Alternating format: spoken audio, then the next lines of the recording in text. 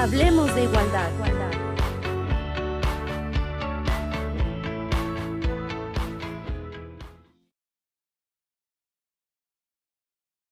Muy buenos días a todas y todos. Le damos la más cordial bienvenida a esta emisión de Hablemos de Igualdad. El día de hoy, el Instituto Estatal de las Mujeres se complace en presentar más temas relacionados con la igualdad sustantiva. Agradecemos a la maestra Patricia Salazar Marroquín, quien su objetivo principal es compartir con todas y todos ustedes la posibilidad de acercar a profesionistas expertos en este tema. El día de hoy tenemos por aquí acompañándonos al doctor Francisco José Camacho Islas, quien es un experto en estos temas, y el día de hoy pues el tema que vamos a comentar es el de masculinidades en el marco de la concientización de la masculinidad, ¿verdad? De los hombres, de la salud mental sobre todo. Pues bienvenido. Muchas gracias. Sí. Me gustaría que nos compartas un poco de quién eres. Bueno, pues primero muchas gracias por la invitación, gracias a la maestra Patricia y al instituto que generalmente nos invitan con la regularidad. Alguna gente ya nos conoce en capacitación, talleres. ¿Quién soy? Ceci, bueno, Paco Camacho, me conocen en todos lados. La formación que tengo profesional es en la carrera de ingeniería, trabajé muchos años en construcción, después se cruzó el humanismo en la vida y tuve que hacer psicología clínica, y digo tuve porque me faltaban herramientas para entender todos estos temas. La mentalidad de ingeniero era para una cosa, pero no entendía el fondo de otras, ¿no? Posteriormente me meto un poco de trabajo antropológico y trabajando en capacitación desde el 98, 99, ya algunos años metido en este trabajo de capacitación, y aquí pues, trabajando con el instituto, ofreciendo los servicios decíamos, de talleres y capacitación desde su fundación en 2003, que prácticamente ya el ejercicio fue en 2004, y pues siempre a sus órdenes en cualquier tema en el que pueda apoyar, como en esta ocasión hablar de igualdad, que para mí es muy, muy importante el concepto, el tema y la implementación. Y muchas gracias nuevamente. Bienvenido. Pues en esta apertura a este programa es importante mencionar que en esta ocasión queremos hacer hincapié al mes de concientización de la salud mental. Es un tema muy importante y es un tema donde buscamos que gente experta en el tema, como lo es usted, pues nos pueda permitir a todas y todos conocer y saber más de cuál es la relevancia que tenemos de la salud mental en los hombres. El tema de la salud mental de los hombres hay que dividirlo como en unas 3 partes al menos. Una, el concepto de salud mental en sí mismo es una condición deseable, quizá no inalcanzable, pero deseable. ¿Por qué? Porque la salud mental tiene mucho que ver con el contexto. Entonces, como personas podemos tener mucho la conciencia de querer hacer las cosas lo mejor posible, pero el contexto nos cambia la visión, nos puede reorientar las necesidades, nos puede motivar inclusive a hacer cosas diferentes a las que son nuestro plan de vida. Entonces, la salud mental no es una meta, la salud mental es un contexto. Y aprender a manejar la salud mental es el deseo y la esperanza que todos tenemos. Y en relación con los hombres, la salud mental tiene un elemento al menos adicional, que es la condición masculina. Los hombres, por formación, por cultura, por historia, pues tenemos una visión del mundo desde esa percepción que hemos aprendido a lo largo de la vida. Entonces, salud mental a veces para algunos hombres es alcanzar las metas, alcanzar el éxito, alcanzar los logros, y si tengo aquello que me propuse alcanzar, entonces estoy bien mentalmente. Y si no lo tengo y la lucha es más intensa, es más fuerte, pues entonces como que estoy trabajando y batallando por armonizar una vida que desde el punto de vista cultural a veces le falta algo, ¿no? Y cuando falta algo, entonces nos preguntamos, ¿de veras estoy bien? Y ahí es donde cuestionamos la salud mental. Y ahí nos hace pensar de qué manera influye la salud emocional en los niños con el tipo de educación que tenemos. En los niños, particularmente varones, no sé si haya una respuesta específica para niños varones, porque los que somos adultos y adultos viejos, alguna vez fuimos niños. Y cuando éramos niños nos enseñaron algunas cosas, como por ejemplo deportes, como por ejemplo el tipo de juguetes, como por ejemplo a quién deberíamos hacerle más, o a quién deberíamos imitar o intentar alcanzar más fácil, a mamá o a papá, al maestro o a la maestra. Entonces, si el contexto prioriza que la figura masculina es aquello que quiero lograr, aquella meta, a través de estímulos externos, a través de frases, a través de compensaciones inclusive, entonces el niño está luchando por ser como la figura paterna. El niño está buscando ser como la figura del maestro. Y entonces, quienes alguna vez fuimos niños, intentamos alcanzar esas figuras. Quizá voy a adelantar un poquito en lo que vamos a platicar más adelante, pero llega un momento en que los hombres vemos que aquella figura, aquella imagen interiorizada, internalizada del hombre que quiero alcanzar, en realidad no llega, porque es la imagen de otro hombre, ¿no? Y entonces... Ahí, ¿cómo hablaríamos entonces de qué manera influyen los padres, la familia, en la formación de estos hijos e hijas? Podríamos incluir a las hijas también, ¿no? Claro, en este contexto. Claro, porque entonces la figura masculina que nosotros proyectamos a los niños es nuestra imagen de éxito, o es nuestra imagen de frustración, o es nuestra imagen de logro, o es nuestra imagen de esfuerzo. Y si esa es la imagen que yo transmito, es los niños, y si soy modelo para ellos, imagínate que yo soy el entrenador de un deporte determinado, y ese niño quiere alcanzar a ser como su maestro, como su entrenador, y la imagen que yo, entrenador, estoy proyectando a ese niño es realmente positiva, es realmente alcanzable, es realmente algo que pueda yo transmitir para que el niño se esfuerce por alcanzar aquello. Entonces aquí la pregunta es, ¿a quién necesitamos replantearle la masculinidad? Además de qué papel jugaría la salud emocional en esa educación. Claro, porque si la salud emocional es la de la imagen esta adulta, fuerte, esta imagen de pronto hasta agresiva, ¿sí?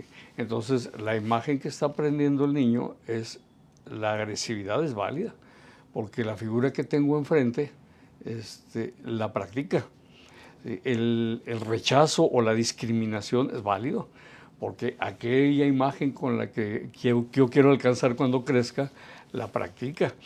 Y entonces la responsabilidad que tenemos los adultos es esto que le llamamos en el ejercicio de la masculinidad la reeducación, que es replantearnos de veras mi forma de ser hombre, es la que quiero transmitirle, no sé si a las nuevas generaciones, pero sí a alguien que puede ser mi seguidor, a alguien que está viendo en mí aquella imagen esperada, deseable, y que se está esforzando por eso, ¿no? Entonces ahí pudiéramos también hablar de cuál es el rol que tenemos aprendido o cuál sería ese rol que tenemos de masculinidad que influye tanto en el ámbito laboral como en el contexto familiar y como en todas estas conductas que estás comentando, ¿no? O sea, qué papel está por un lado en lo emocional, pero cuál sería ese rol, ese estereotipo que hemos planteado en la masculinidad, en los hombres. Creo que una cosa que hay que entender en primer paso es que ¿qué es la masculinidad? Porque la masculinidad hay muchos adjetivos de masculinidades, pero el concepto, el constructo de la masculinidad antes de llegar a las masculinidades. Entonces, el constructo masculino, quizá mucha gente que nos está escuchando ahorita ya lo ha trabajado, pero es la condición de ser hombre. Entonces, si sexualmente somos hombres o varones y el niño se ve reflejado, las personas nos vemos reflejadas en ese ser varones sexualmente, esa condición sexualizada, esa condición biológica de ser hombre, me tiene que llevar hacia algo. Entonces la condición aparece el contexto cultural, ¿sí? Donde en el contexto cultural hay algunos elementos que tienen que ver sí con roles, pero también tienen que ver con obligaciones, también tienen que ver con posturas, también tienen que ver con vestuarios. Entonces la condición de ser hombre en mi contexto me obliga a actuar de cierta manera, a responderle al contexto. Y ahí estarían los roles y los estereotipos, ¿verdad? Exacto, porque entonces en ese contexto lo que aparece es cómo debo yo actuar como hombre acá. Y ese cómo actuar como hombre es la masculinidad. Y está condicionada al contexto. Y una vez que fijamos la masculinidad, aparece el plural, porque dice, bueno, ¿cuántos hombres somos en este contexto? 100. Esos 100 hombres tenemos 100 maneras distintas de percibir el contexto. Y entonces tenemos 100 diferentes maneras de responder a lo mismo en el mismo contexto. Por eso es que las masculinidades, en plural, son el género de la condición de ser hombre.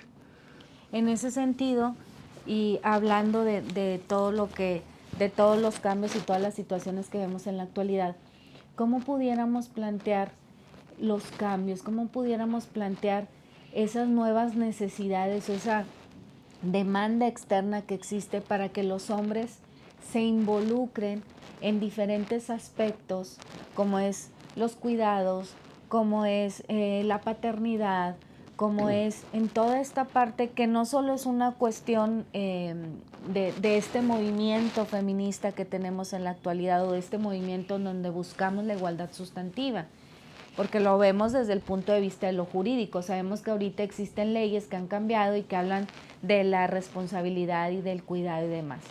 ¿Cómo ven si ahorita que tengamos este breve espacio, regresamos con este tema?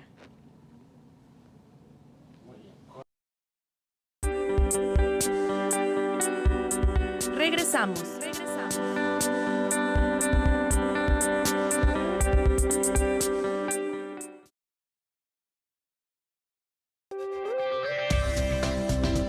Continuamos.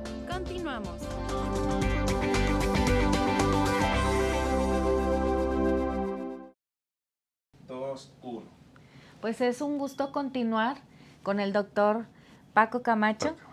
Y pues tocaremos este tema que es tan importante ahorita, que sobre todo pues porque es junio, porque viene el Día del Padre, porque vamos a festejar obviamente a los papás, ¿verdad? Y a este rol tan importante que es la paternidad. No sé qué nos quieras comentar tú con respecto a esto en vías de este festejo. La paternidad como tal, otra vez dos partes, ¿no? Una, la parte biológica, que tiene que ver con la genética, que tiene que ver con la transmisión de lo que los hombres dan a sus hijos, consanguinidad, y esto perpetúa el apellido, la familia, la herencia, ¿no? Y eso yo creo que nadie se pelea con esa postura. Creo que es válida, es biológica y es especie. Y esa yo creo que no nos preocuparía tanto verla. Sin embargo, hay una forma de paternidad que esa sí tiene diferentes aspectos. ¿Qué pasa con el padre tradicional? El papá que tiene una familia, tiene una pareja, tiene 2, 3 hijos, hijas, varones, niñas, y que se preocupa por educarles, por salir adelante, en fin. Estamos hablando de una paternidad idealizada y tradicional. En esta visión tradicional, el papá o los papás, la mayoría de los casos buscan que el hijo continúe con su legado, su historia, su obra. Entonces lo van formando, y me quiero quedar nada más con los varones porque es el tema que nos tiene, no por no mencionar a las hijas, pero hoy nos toca Hoy estamos hablando de los hombres de varones, y sí. la paternidad, Sí. ¿verdad? La masculinidad. Entonces el papá va a tratar de formar al hijo para que le siga el camino, para que le siga el estilo, le siga la forma, y es perfectamente válido. Esto hace posturas emocionales de los hijos muy apegadas al padre, muy orgullosas del padre, muy orgullosas de la tarea, muy orgullosas de la tradición inclusive, y bueno, pues se forman familias que yo creo que todos conocemos familias así, que logran una buena integración familiar. Y eso sería lo esperado y lo deseable para todas las personas. Sí, porque en ese mismo tenor, lo que se me ocurre preguntarte es, ¿cuáles serán esas cosas que enfrentan los padres si generalmente estamos hablando del rol de ser proveedor, ¿no? De un estereotipo donde sabemos que tienen esta carga y esta responsabilidad, por un lado, de ser proveedores, de trabajar muchas horas, de tener que buscar en varias opciones, ¿verdad?, de la economía para poder mantener y sostener a una familia.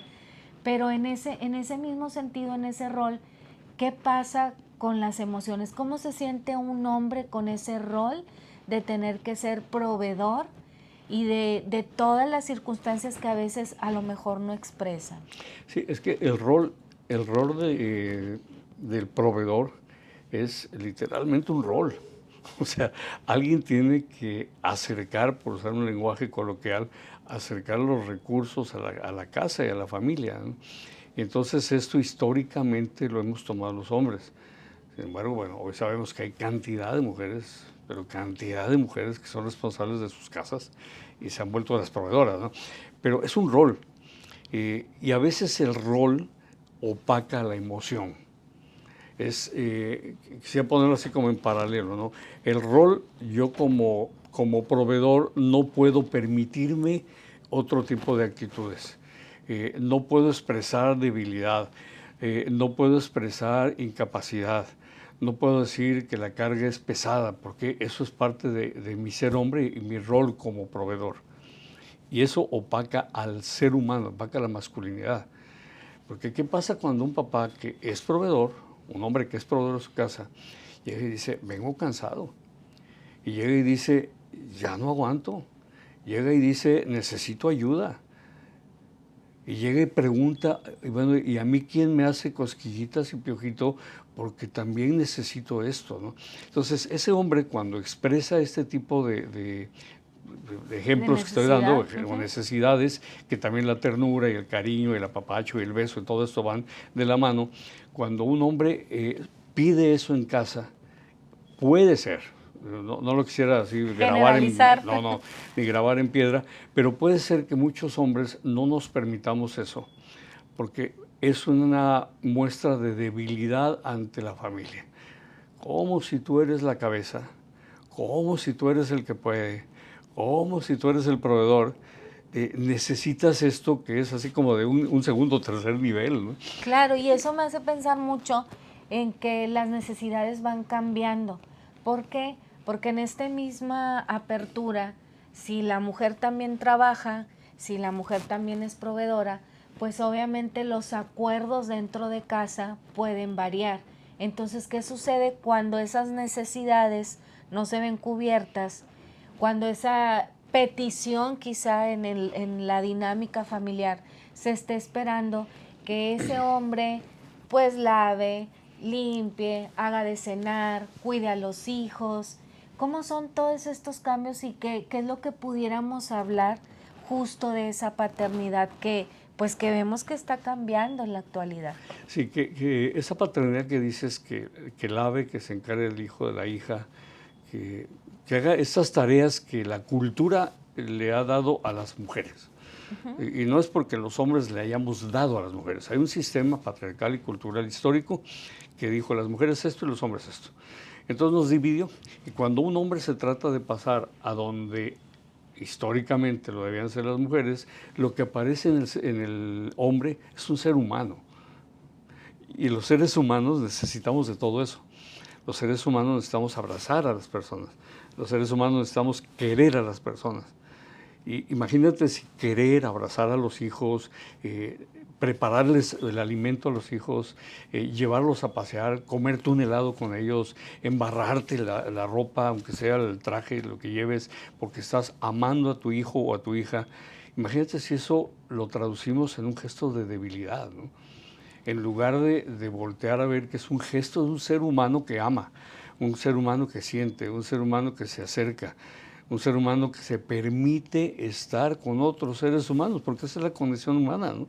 Entonces, como que hoy estamos entrando ya, bueno, no hoy, ya tenemos varios años, de estar entrando a priorizar el concepto de persona, la persona mujer, la persona hombre, que nos podemos ir permitiendo, y entre comillas el permitiendo, situaciones que la cultura nos había quitado. Entonces, este hombre, este ser humano sensible, de hecho hay un libro por ahí, que ojalá lo consigan, que se llama Derecho a la ternura, derecho a ser querido y derecho a pedir cariño, a pedir, yo también necesito, por un lado, necesito cuidar.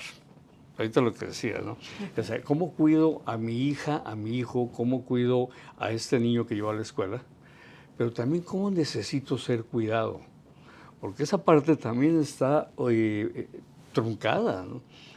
El hombre también necesita ser cuidado. Entonces, cuando vemos esas figuras masculinas que cuidan la imagen, cuidan la postura, que hace 20 años probablemente o 30 años que un hombre se pusiera crema, pues, ¿qué te está pasando, no? Sí. Porque como que la piel del hombre no le pasa nada si se expone al exterior, y si se pone crema para cuidar la piel, pues tiene una piel diferente o es de otra especie, la piel humana del hombre.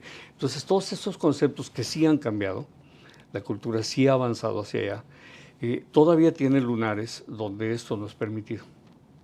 Y aunque la cultura general vaya en este proceso de transición hacia el cuidar y cuidarme, hacia el dar el cariño y pedir cariño, a dar la ternura y pedir ternura, desafortunadamente todavía no se ha extendido como esperaríamos que llegara a todos los nichos o a todo el quehacer del hombre, ¿no? Todavía tenemos muchas posturas de proveeduría, todavía tenemos muchas posturas de poder, de fuerza, de privilegio que necesitamos conservar, y que a veces pensamos que ese privilegio se va a perder por ser una persona sensible. Ese poder me lo van a quitar si muestro gestos de debilidad, ¿no? Y laboralmente, ¿cuántas veces hemos oído aquí no venimos a ser amigos, venimos a trabajar? De verdad, yo no puedo tener una amistad con alguien que estamos 8 o 10 horas diarias durante 5 días, durante 52 semanas y por 30 años que llegan las jubilaciones. De verdad, no podría ser una amistad y un cariño por alguien que también trabajamos juntos. Claro. O sea, esos esquemas están empezando a cambiar, o sea, ya, por fortuna. Claro, y me haces pensar en todo lo que actualmente estamos viviendo y la intención o el objetivo de hablar de igualdad sustantiva y el objetivo de hablar de esta paternidad y de la corresponsabilidad que existe en los cuidados, en este caso, en ese cambio o transformación de rol, pues viene a partir de muchas situaciones que vemos que suceden afuera, ¿no? Vemos que sí deriva en un cambio, en una necesidad, y también deriva en situaciones, y no quiero dejar de lado esta parte de la violencia. ¿Por qué la violencia?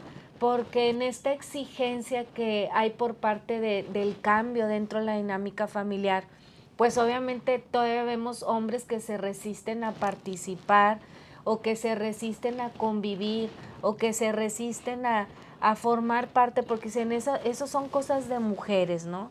Entonces, qué importante es que desde aquí, desde el Instituto Estatal de las Mujeres, como desde otras dependencias, buscamos que conozcan este tema y que se rompa el estereotipo de lo que es la masculinidad, esta nueva masculinidad, y le voy a poner entre comillas porque no es nueva, no. Ya tiene tiempo transformándose, pero que sobre todo en este mes que hacemos tantas comparaciones con cómo va a ser ese cuidado, cómo conviven con los hijos, hablando de situaciones de pensiones o situaciones de la interacción que llegan a tener estos mismos hombres, pues no dejar de hacer hincapié en qué piensas tú con respecto a la actualidad y a la necesidad que tienen los hombres que están dentro de este proceso de cambio? ¿Qué les recomendarías o qué piensas tú que es importante que tengan acceso? Mira, más que recomendar, yo creo que debemos dejar la parte comercial a un lado, porque mucho de lo que se festeja del Día del Padre, sucede igual con el Día de la Madre y otras especies, muchos de estos festejos tienen fines comerciales, y eso no lo podemos negar y impacta socialmente. Pero me voy un poquito atrás. Hace un momento hablábamos de los privilegios, estas posturas que nos dan poder, dominación y demás, porque hablabas ahorita de violencia, ¿no? ¿Qué pasa con este hombre que históricamente hemos tenido el privilegio de la proveeduría, del dominio, del dinero, porque el hombre ha sido el dueño de todo esto históricamente?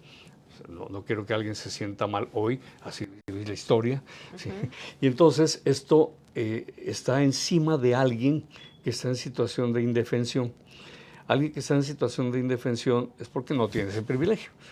Entonces, cuando quien está en indefensión dice, yo también quiero participar, porque tú debes bajar a participar, entre comillas el concepto de bajar, tú también tienes que participar. Si esta postura no se iguala, aparece lo que conocemos en el trabajo como brechas de desigualdad. O sea, hay alguien que tiene dominio con quien no lo tiene. Y cuando aparece una brecha de desigualdad, y esta brecha de desigualdad no se analiza para tratar de reducirla, o como diríamos coloquialmente, bajarle 3 rayitas a la desigualdad, acercarnos más unos y otros, lo que se genera es un conflicto. Y lo que vemos en la mayoría de los casos en las relaciones humanas, hombres-mujeres, son conflictos por desigualdades. Si ese conflicto no se atiende, si ese conflicto no se resuelve, en lo que deriva es en una situación de violar los derechos humanos de quien está involucrado en el conflicto. Y cuando violamos un derecho humano, cuando violamos una posibilidad, lo que se deriva de violar, de violentar, es la violencia. O sea, la violencia no emerge, la violencia se desarrolla. Entonces, creo que nuestro trabajo, y bien lo decías ahorita, ¿qué hacer nosotros los hombres? Bajar de 3 rayitas, reducir ese nivel de desigualdad. A lo mejor no podemos, por la historia, no podemos mañana, pero sí podemos con el tiempo, sí podemos dedicarle espacios, así cómo participo más, cómo cuido más, cómo me intereso más por las personas, cómo me intereso más porque lo que está a mi alrededor, ¿no? Creo que esa es la tendencia. Y esto toca pues lo que hemos estado hablando con respecto a las emociones, la importancia de atender las emociones, la permisividad que debe de haber en el entorno familiar, laboral, para que los hombres puedan expresar de manera natural cómo se siente, porque esto pues se refleja en muchas cosas, incluso en cómo enferman, cuáles son las razones por las que mueren, en las estadísticas, y bueno, todo esto lo vamos a continuar viendo en un momento más. Regresamos.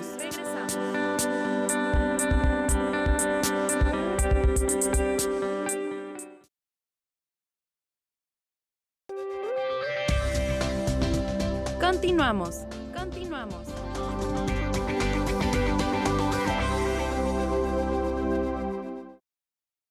Pues continuando con el tema que nos interesa mucho, ¿por qué asociamos la violencia con los hombres? ¿Y por qué hablamos de esta parte que comentábamos ahorita, ¿no? ¿De qué se enferman los hombres? ¿Por qué es tan importante hablar de la salud emocional en este marco del día, pues que tiene que ver con la salud mental de los hombres? Fíjate que asociamos en el bloque anterior sobre cómo la violencia se genera como un proceso. ¿Sí? Y ese proceso tiene que ver con un mal manejo emocional. Cuando ya no puedo controlar, cuando ya se me está saliendo de las manos el conflicto que hablábamos hace un momento, entonces aparece toda esta energía que está atorada, le hemos llamado me salió la adrenalina y le ponemos nombres por ahí en la vida diaria, ¿sí? Y aparece toda esta postura de que necesito defender mi privilegio. Y cuando defiendo el privilegio, violento los derechos humanos. Y como la mayor de los casos, estadísticamente, han sido hombres los que violentan los derechos humanos, entonces se les pareciera que el hombre traemos el gen de la violencia. O sea, por nacer hombre ya genéticamente eres violento. La realidad es que eso no es cierto. O sea, biológicamente eso no es cierto. Lo que sí es cierto es que por formación y por cultura nos han enseñado a tener el control. Y cuando perdemos el control, entonces generamos la violencia. Por eso es que se imputa mucho al hombre la violencia. Ahora, ¿qué pasa con los hombres en nuestras propias situaciones, entre nosotros? Porque si bien es cierto, el 8 de cada 10 casos de violencia es un hombre sobre una mujer o contra una mujer, ¿qué pasa con la violencia masculina? ¿Qué pasa con la violencia entre nosotros? Y aquí tenemos que entrar al campo de la competitividad. Los juegos de niños son competitivos. El que tiene más tantos gana y por lo tanto tiene que hacer que el otro pierda. Y cuando alguien gana, uno tiene que perder. Y cuando uno tiene 3 tantos, el otro tiene que tener, cuando mucho 2, porque si no, pues ya ganó. Entonces, cuando entramos en ese proceso de competencia, lo que estamos generando con el otro hombre es un conflicto. Y entonces aparece la lucha de quién es mejor en la competencia, quién tiene que alcanzar más en la competencia. Y por eso vemos que una de las razones que comentabas de que enferman los hombres, ¿no? Yo me iría un poquito más allá de que enferman, con qué perdemos la vida, ¿no? Y de qué manera perdemos la vida los hombres. Porque finalmente la enfermedad mal manejada nos lleva a la pérdida de la vida. Entonces, ¿cómo la perdemos? Por accidentes. ¿Y qué es un accidente? Es esta búsqueda de yo quiero ir primero, yo quiero ganarte a ti. Mi competitividad me lleva a ser mejor que tú. Entonces tengo un vehículo que tiene más poder que el tuyo. Y si no tiene más poder, me voy a atravesar contigo para que tú no pases. Y entonces, toda esta narrativa que la vemos en todos lados y todos los días, en los accidentes lo que está generando es un accidente. Y ese accidente es por competitividad. O sea, no puedo reconocer que sí quiero competir contigo, pero en condiciones a la par. No me quiero meter todo el tema de igualdad, a la par. O sea, y si estamos emparejados, bueno, pues alguien tendrá un tanto más que el otro, está bien, es un deporte, pero cuando entramos a la competitividad por la competitividad en sí misma, el resultado es un accidente. El resultado es alguien no le salió bien y se tuvo que quedar atrás del otro y atrás del otro algo pasó. Entonces, si vemos el índice de muertes, el índice de pérdidas de vida por accidentes es altísimo. Y es altísimo por esta necesidad de demostración de privilegio, demostración de poder. Y no quisiera hablar de vehículos, ni marcas, ni cosas por el estilo. Porque hay unos muy, muy buenos. Claro, nos llevamos, nadie más nos lleva muchísimo tiempo, sí, ¿no? Pero el concepto accidente es eso. El concepto accidente es una competitividad mal manejada. Entonces, pues este mes es excelente porque realmente de todo esto que hablamos en el fondo hay que trabajar sobre la concientización, ¿no? En la medida en que los hombres, estos mismos hombres y los de unas masculinidades y los de unas creencias y los de la vieja escuela y en general toda esta intergeneracionalidad que estamos viviendo, pues qué importante es que podamos hacer esa labor de concientización, de cambio. Y me hace pensar en la parte de cómo han ido reflejándose estas necesidades y estos cambios en las leyes. Una de estas pues habla del cuidado, ¿verdad? Del cuidar a otros y del autocuidado.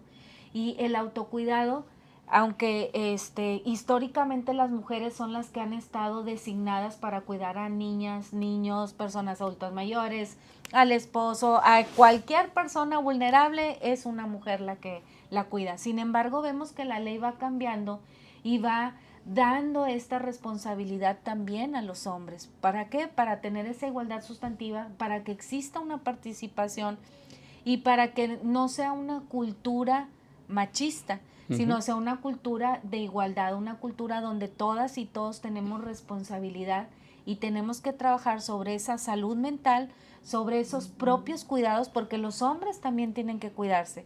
Vemos que se enferman porque no se cuidan, ¿verdad? Porque yo soy fuerte, porque como decías ahorita, yo para qué me pongo crema, eso es de mujeres, y todas estas creencias y estas ideas, ¿verdad? Que se viven día a día.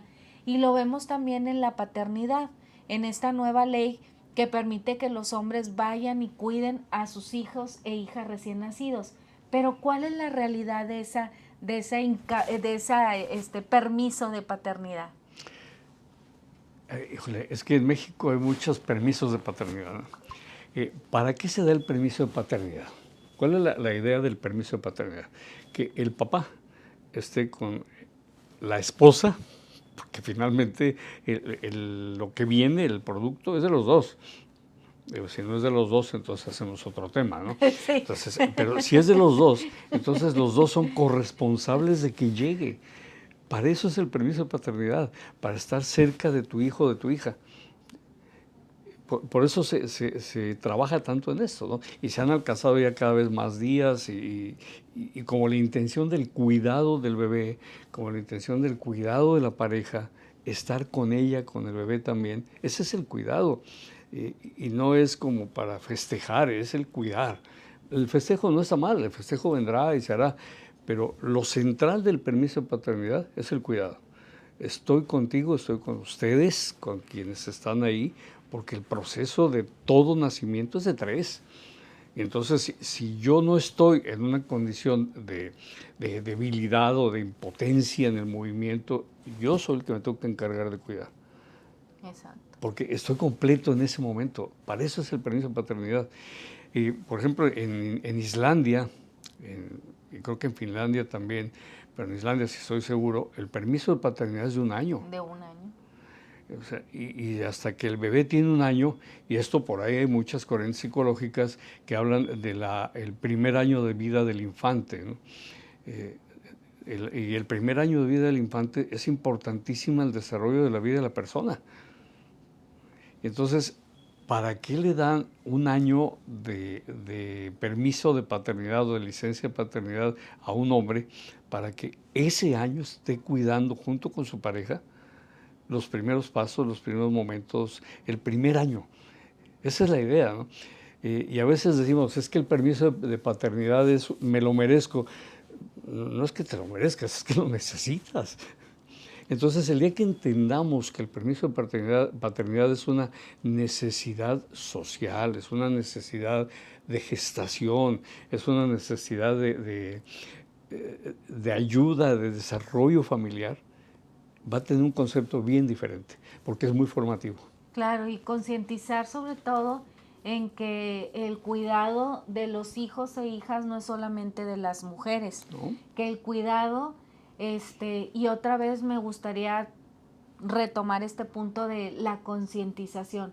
Qué importante es que mujeres y hombres puedan ser sensibles a que la educación emocional también parte de un permiso, ¿no? De un permiso de cuidado, de paternidad, para que pueda hacer este vínculo, este lazo que ese niño también necesita como parte de la interacción, para no solamente dejar la responsabilidad a las mujeres del cuidado o incluso del propio desarrollo de ese niño, ¿no? Ahorita escuchamos muy seguido que todas estas problemáticas que hay en hijos e hijas adolescentes que tiene que ver con que si la mamá ya sale a trabajar, con que si la mamá está buscando sustento, con que si la mamá ya no está en la casa, pero realmente tiene que haber una corresponsabilidad. Entonces hemos venido empujando para que las leyes reflejen estas nuevas necesidades, pero también para que las dependencias, las empresas y en general la propia población pues entienda cuál es el fin que tiene y cuál es la corresponsabilidad del permiso de paternidad, ¿verdad? Sí, el permiso de paternidad también, la participación masculina en la familia, en el seno de la casa, ¿no? Ahorita hablabas de cuidar, de limpiar y todo esto que no es una ayuda, no es un apoyo, es parte de estar en la familia, ¿no? Y ahorita comentabas de que las mujeres salen y tienen que ir a trabajar o van a trabajar como cualquier persona, con cualquier ser humano que sale a buscar su trabajo, y no porque sea mujer es un trabajo diferente o porque sea hombre es un trabajo diferente. Esto ya está empezando a pasar, y aquí en la ciudad ya hay muchos casos que ya conocemos, ya hemos estado cerca de ellos, donde con el trabajo en línea, el trabajo, el home office, el teletrabajo, que ya además está legalizado y todos estos procesos, ahora nos hemos topado con parejas jóvenes que tienen bebés o niños chiquitos, donde han podido alternar su trabajo. Por ejemplo, él trabaja lunes, miércoles, viernes y martes, jueves está en casa, y ella trabaja martes, jueves y lunes, miércoles, viernes está en casa. Y en algunos casos, todavía no tantos como quisiéramos que pasaran, pero en algunos casos esta postura se está alternando una semana y una semana. Entonces a la siguiente semana cambian los días, ella va a oficina lunes, miércoles, viernes y él se queda martes, jueves, y a la siguiente semana cambian, y así se van rotando para estar en casa. Este proceso creo que nos está llevando también a un planteamiento diferente en las organizaciones y las empresas, porque ya también las empresas empiezan a tener una visión distinta. Y hemos oído cantidad de veces, es que los millennials, es que están planteando un mundo distinto. Y desde lo que nos toca en el tema de ahorita, para no irme por otro lado, es que esta nueva generación está replanteando las condiciones familiares, pero al mismo tiempo está replanteando las condiciones laborales.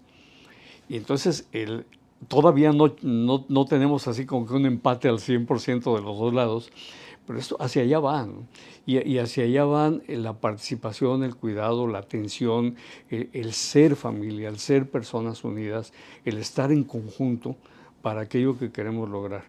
Y eso sería una de las grandes metas cuando logre consolidarse, porque sí vamos a tener una visión cultural que los que ya no estamos jóvenes, y creo que muchos de nosotros hoy nos cuestionamos, nos hubiera encantado tener una juventud que visualizar esta postura. Y me parece que eso sí es muy válido. Claro, y qué bueno que lo tocaste, porque sí, es importantísimo que lo veamos. Claro, y que estamos hablando de los derechos para todas las personas, no solamente para las mujeres, sino mujeres y hombres tienen el derecho a una salud mental, tienen el derecho a vivir la maternidad y la paternidad de manera justa, ¿verdad?, de manera igualitaria, y también las hijas e hijos de poder recibir tanto del papá como de mamá todo este cuidado, toda esta atención. Pues en ese mismo sentido vamos a pasar al siguiente bloque con más preguntas. Regresamos.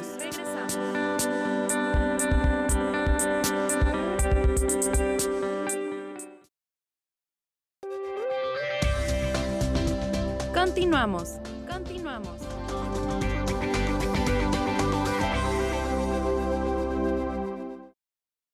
Pues ahora sí vamos a hablar de igualdad.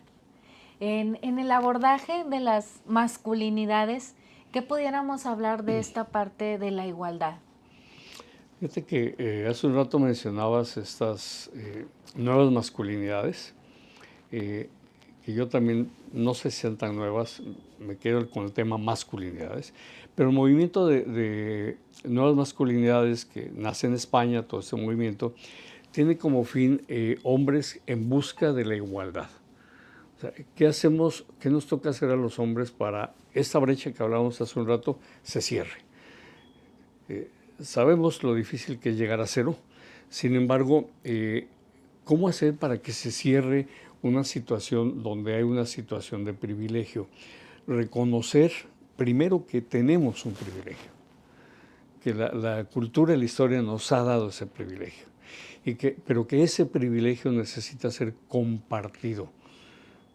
Porque mientras no se comparta cualquier cosa, en este caso el poder, el dominio masculino, mientras no se comparta, siempre existirá una brecha. Entonces, alcanzar la igualdad no es que, como a veces oímos en algunos talleres o grupos, es que ahora queremos que las mujeres nos dominen. No, eso no es igualdad. Ahora queremos que las mujeres nos digan qué hacer y nosotros, eso no es igualdad. El concepto de igualdad es cómo creo, cómo logramos desarrollar contextos donde estén las condiciones necesarias para que mujeres y hombres podamos en plena libertad ejercer derechos, expectativas, búsquedas, generación de oportunidades, aprovechar oportunidades, desarrollo personal. O sea, no importa si eres mujer u hombre, que las condiciones donde te desenvuelves laboralmente, socialmente, familiarmente, sean las adecuadas para desarrollar todo ese potencial de persona que tienes. El hecho de ser personas. Nacemos mujeres o hombres porque es como nacemos, pero al final toda esta elección que viene de gustos, de enfoque, de identidad, de connotación sexual, de género, todo esto al final del día pues queda abierto a mujeres y hombres, y entonces ahora sí estaríamos hablando de igualdad en ese mismo sentido, en esa línea que lo mencionas, viéndolo desde persona, ¿no? Quiero ser romántico en este momento porque cuando un hombre y una mujer se conocen, se encuentran y empiezan a salir, ¿sí? y empiezan a hacer vida, ¿qué es lo que la mayoría de hombres y mujeres hacemos? Nos tomamos de la mano para caminar. ¿Por qué? Porque queremos construir algo, ¿no? Y por eso lo digo romántico, porque en ese escenario es muy bien visto que construyas camino, construyas vida, tomado de la mano. Bueno, ahora toca en la sociedad a las personas tomarnos de la mano. Hoy toca esta parte quizá romántica, por lo que implica, y hasta por hipotética, ¿verdad? Pero de verdad no será un sueño mío, y quizá de mucha gente, ¿no? De que algún día los seres humanos, personas, nos tomemos de la mano y le echemos ganas a salir con una sociedad más justa, con una sociedad más participativa, con una sociedad que no esté buscando la compensación individual. Que seamos una sociedad tomada de la mano, luchando y trabajando juntas y juntos. De veras será tan utópico mi pensamiento, y oyéndome quién sabe dónde. Pero la verdad es que cuando lo romantizas, eso es, una pareja se toma de la mano para construir. Una sociedad se podrá tomar de la mano para construir. Pues tendremos que hacer esa concientización, porque al final la salud mental es para todas y todos. Me gustaría también que pudiéramos hablar de qué ha hecho el Instituto Estatal de las Mujeres en el tema de masculinidades. ¿Cómo podemos o hemos contribuido desde la dependencia para trabajar estos temas y con quiénes hemos colaborado? Mira, el instituto, de lo que me ha tocado, pues todos los años que lleva el instituto y que hemos participado en capacitaciones y todo lo demás, ha sido un paso así como, primero, reconocer que las mujeres también tienen acceso a los derechos humanos de manera plena. Y como identificar que a veces el freno hemos sido la historia masculina. Esa sí fue como la primera etapa. Creo que el instituto logró avances enormes, legislaciones y planteamientos desde las mujeres. Llegó después una segunda etapa donde los hombres empezamos a participar mucho en lo que las mujeres primero hacían solas. Temas administrativos, temas de dirección que a veces no son fáciles de abordar, y porque por otro lado también es un instituto estatal de las mujeres, entonces los hombres entramos en una fase de apoyo, ¿sí? Sin embargo, la segunda etapa fue ya no solamente una fase de apoyo, sino una fase de colaboración. Entonces, si recuerdas, se instala el Consejo de Masculinidades en el Instituto, y es la primera vez en la historia del Estado que, si mal no recuerdo, fue en 2023, noviembre de 2023, donde se instala el Comité de Masculinidades aquí en el Instituto. ¿Por qué se instala en el Instituto Estatal de las Mujeres el Comité de Masculinidades? Porque ya había logrado un desarrollo en el que te decía, los hombres ya no solamente estábamos de apoyo, sino ya estamos en un terreno de colaboración, en un terreno de compartir.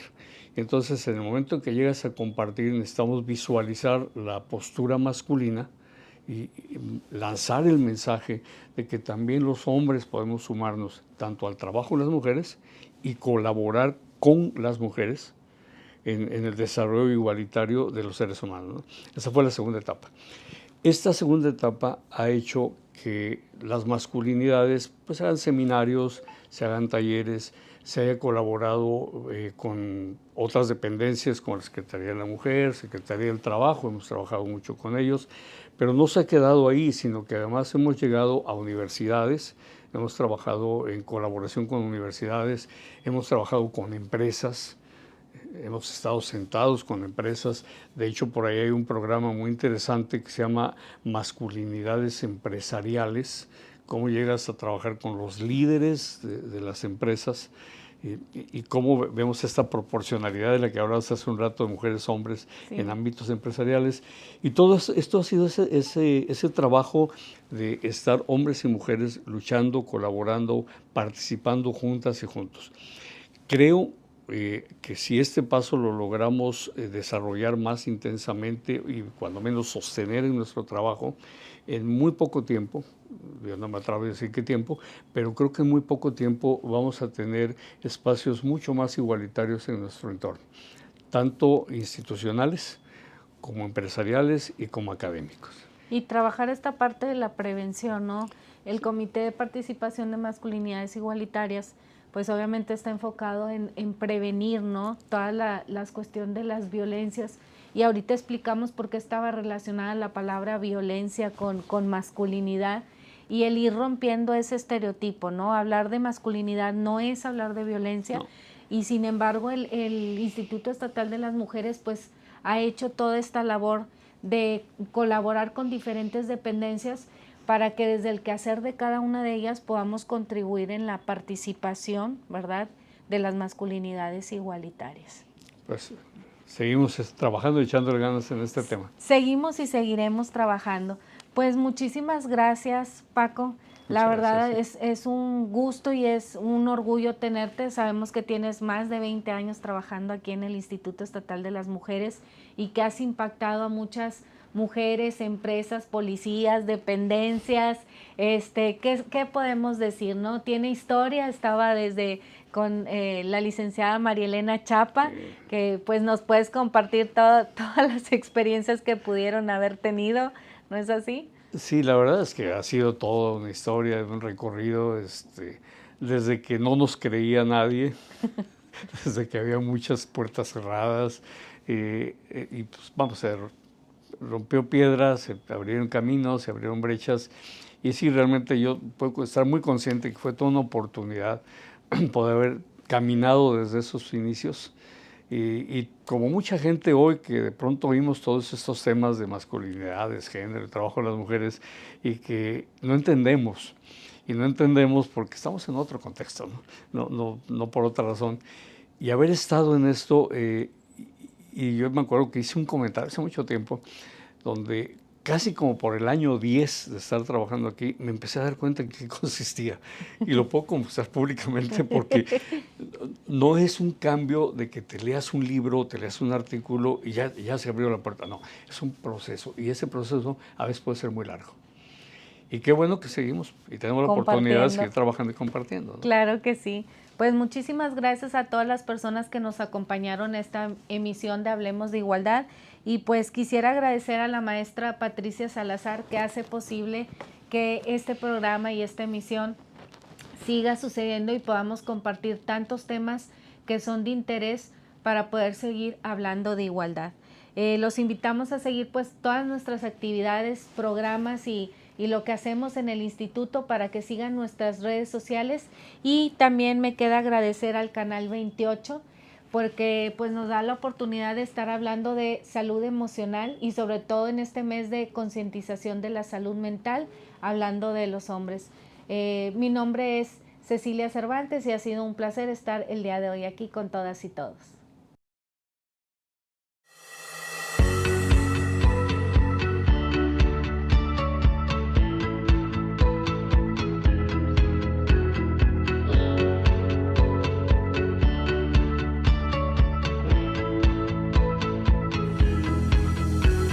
Hablemos de igualdad.